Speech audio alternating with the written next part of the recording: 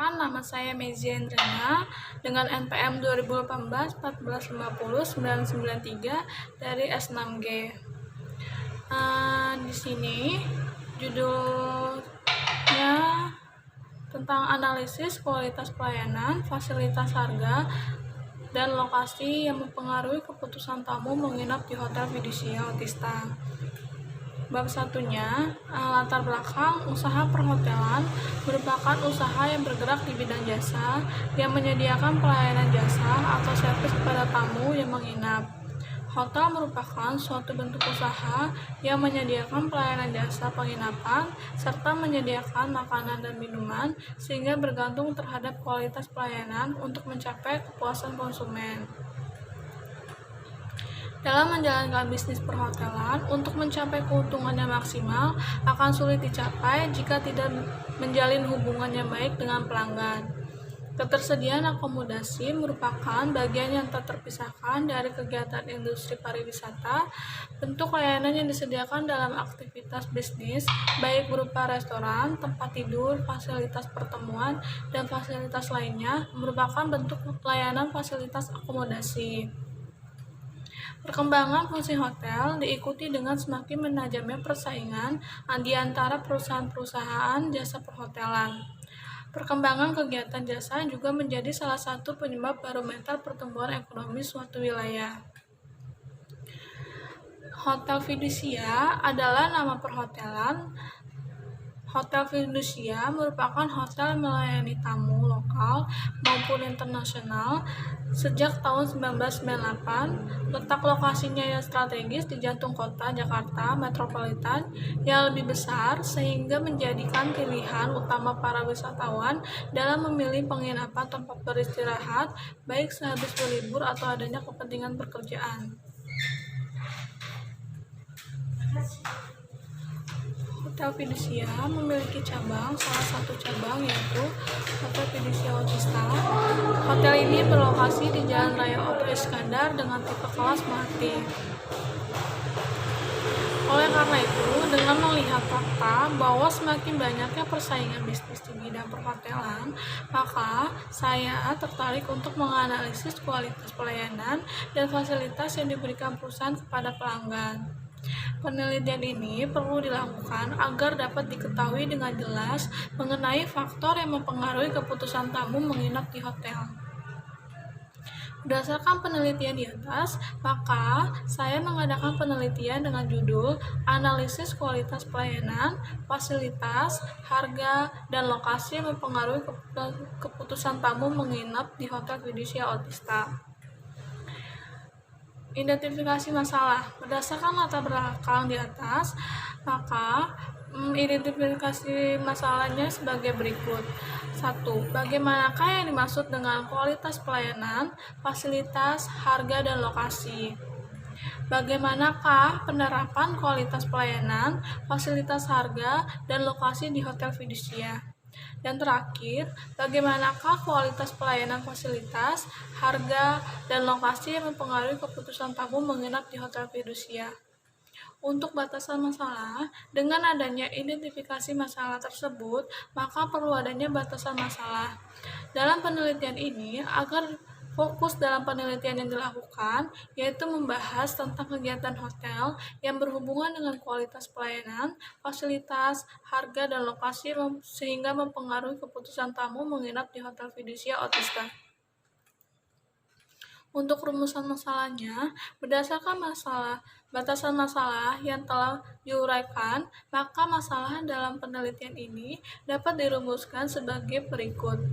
Bagaimana analisis kualitas pelayanan, fasilitas, harga, dan lokasi yang mempengaruhi keputusan tamu menginap di Hotel Fiducia? Untuk tujuan penelitian, penulisan ini adalah sebagai berikut, yaitu memahami yang dimaksud dengan kualitas pelayanan, fasilitas, harga, dan lokasi. Kemudian mengetahui penerapan kualitas pelayanan, fasilitas, harga, dan lokasi di Hotel Fiducia Otista.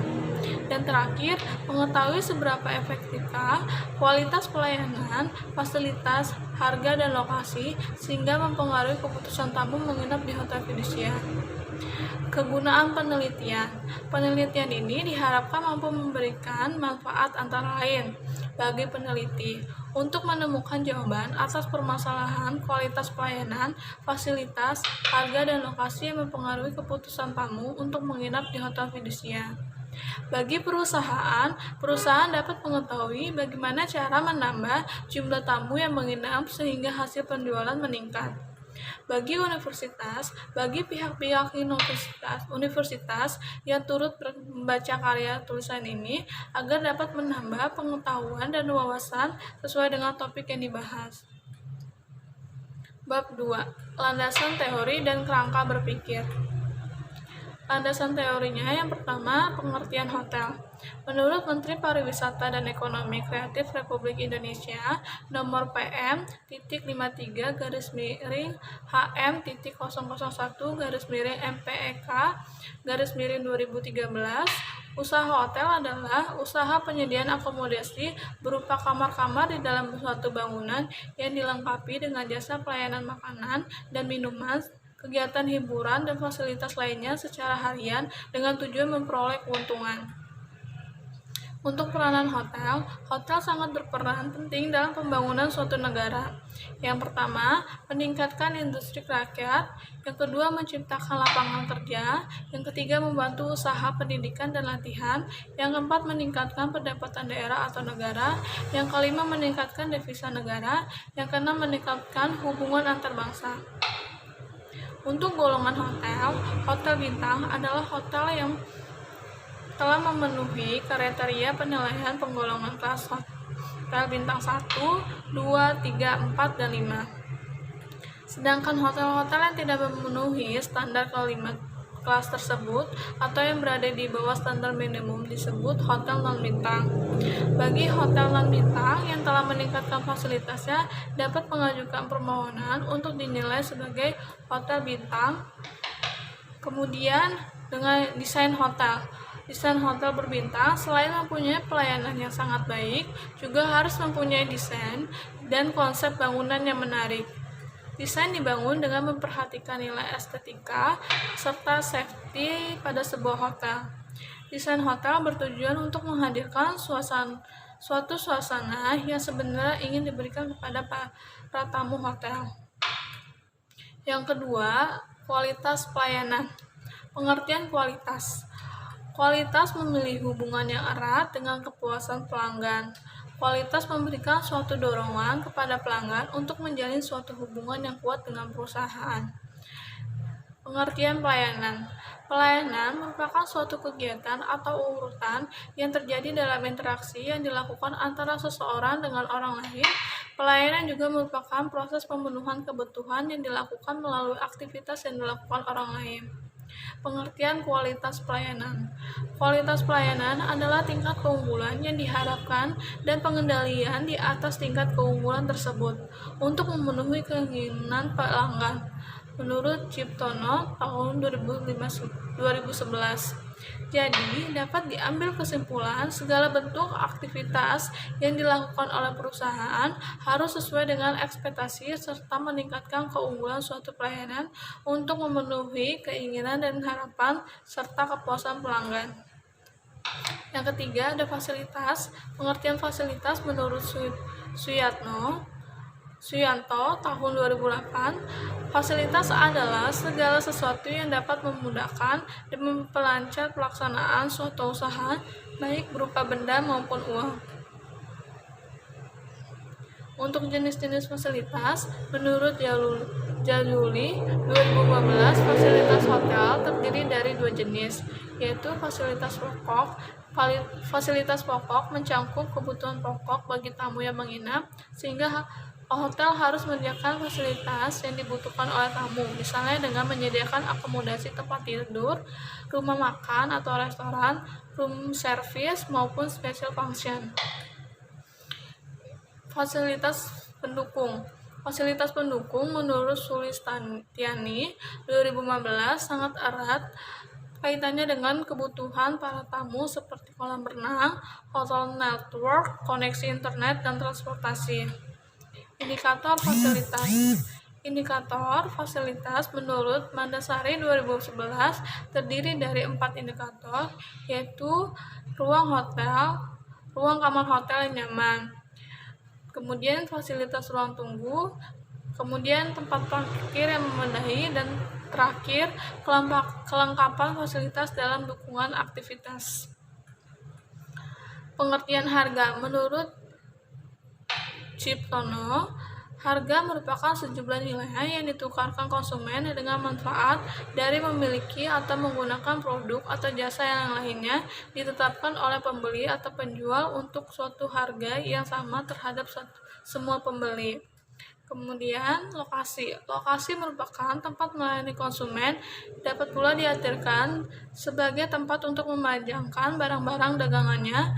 Definisi lokasi adalah tempat perusahaan beroperasi atau tempat perusahaan melakukan kegiatan untuk menghasilkan barang dan jasa yang mementingkan segi ekonomi. Kemudian bab 3. Tempat penelitian. Peneliti melakukan kegiatan penelitian di Hotel Fiducia Jakarta yang beralamat di Jalan Raya Oto Iskandar Dinata, Kelurahan Kampung Melayu, Kecamatan Jatinegara, Kota Jakarta Timur dengan kode 13330. Metode penelitian. Jenis metode penelitian ini adalah penelitian kualitatif deskriptif. Sesuai dengan tujuan penelitian ini, yakni yaitu untuk menjabarkan, menguraikan, atau menggambarkan suatu keadaan. Penelitian ini mempelajari masalah-masalah dalam masyarakat serta tata cara yang berlaku dalam masyarakat dan juga situasi-situasi tertentu, termasuk tentang hubungan, kegiatan, sikap, pandangan, serta proses yang sedang berlangsung dan mempengaruhi dari suatu fenomena. Kemudian ada populasi dan sampel.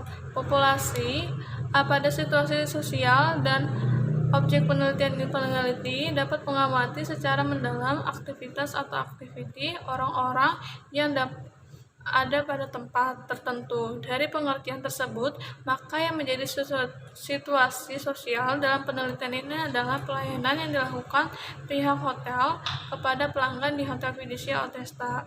Sampel. Dalam rencana penelitian ini, peneliti mengambil sampel dengan cara menetapkan ciri khusus sesuai dengan tujuan penelitian dan ditentukan oleh informan sebagai berikut. Yang pertama, manajer Hotel Fiducia Otista.